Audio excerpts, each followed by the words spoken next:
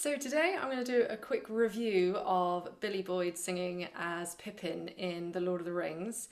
Absolutely adore this scene, and I think Billy Boyd is a wonderful singer, so any potential things that I think could be improved upon would only make his performance even more amazing. So we're going to go straight in and see how we go. Home is behind, the world ahead, and there are many paths to tread. Really amazing start. I love how he starts this because he doesn't push that bottom note. It's so easy for us to go, home is behind, and really push into it. But he just starts off so beautifully and calmly, and it leads into that next phrase so well. Home is behind. What I love about his tone, I think his tone is absolutely amazing. Everything sounds very free. There's a little bit of vibrato here and there, which shows that he's got a free sound, and he doesn't try and overdo anything. It's only a simple song, so I think he's mastered this first section. Really brilliant. Through shadow to the edge of night. Okay, first little criticism, and it's only a small one, but the edge, the way he sings edge is actually quite pushed, so you can see the angle of his head. Through the edge of night, and you can see a bit of tension creeping down the front of his neck there. So what's happening there is that he's actually squeezing a little bit in his throat rather than supporting that note. And also he's aiming for that top note rather than thinking of the full line. So what we want to do with those upper notes is rather than aim for them to the edge of night and then come away from it, is sing through the whole line. Through the edge of night. So think through to the end of that phrase, and that gives you a bit of space, bit of support.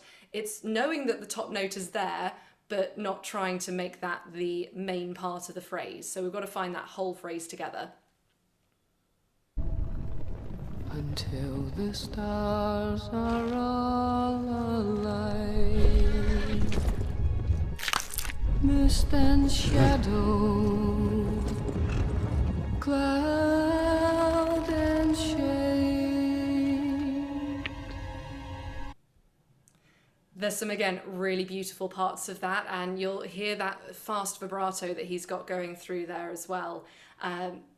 Really beautiful quality, and that is present throughout the entire song. The slight issue with this one, again, is the upper note, but in a different way. Cloud, cloud and shade. What he does there is come away from the sound.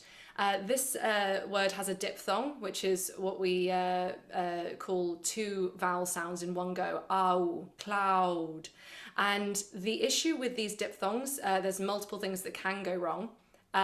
When you have a diphthong on a note change, for example, cloud, when you change that vowel, when you change the note at the same time, it can subconsciously close.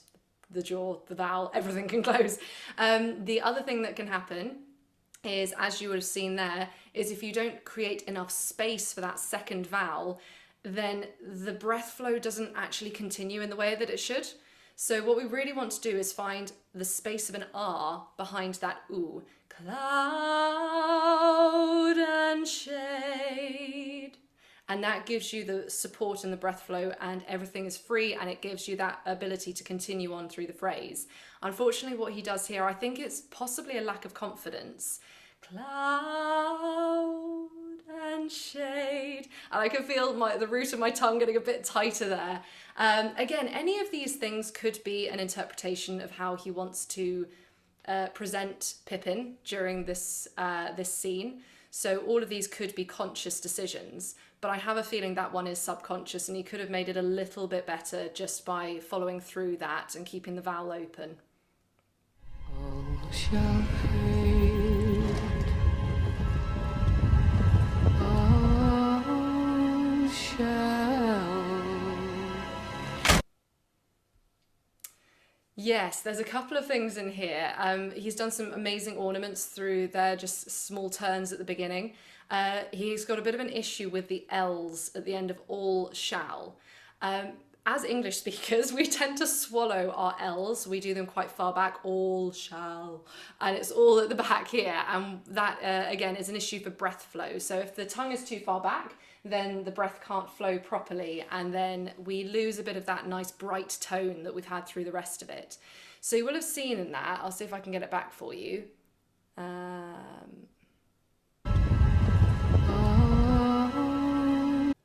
So you can see there, oh, his jaw is closing as he goes up in the pitch. And I think part of that is keeping the vowel open. You can avoid that. But the other thing is the L. So you want to sing an L with the tip of your tongue at the front of your mouth. All. And it's just, it keeps everything open and free back there.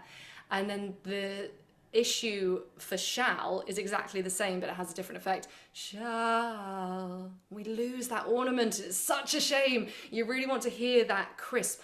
All shall. And if it just kept the vowel open the whole way through those note changes, and then the L with the tip of the tongue at the front of the mouth, then that would have kept that brightness through there. It's such a shame, but I still love this song, don't worry.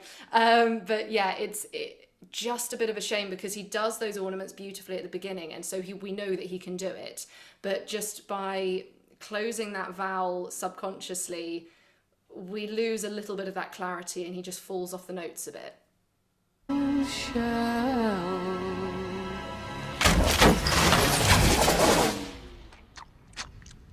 fade.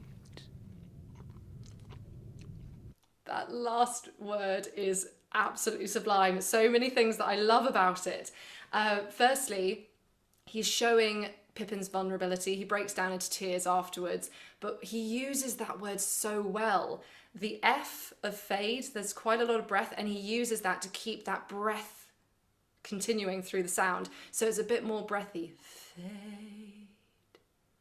And he really comes away from the sound, but that was done really well. So different from how he came away from the sound for cloud, because that was attention. This one, breathiness, but there was still support there. And so you can really hear that he's just trying to act that out a bit better. Beautiful word painting on the word fade. He fades away from the sound. But you'll notice that he's also got that vibrato through that word, which shows he's still singing with a free and open throat. He's not tightening to try and get any type of effects out there. But even more than that, amazing that he gets all of this into one word, is that he's showing Pippin's determination by finishing the word. Fade.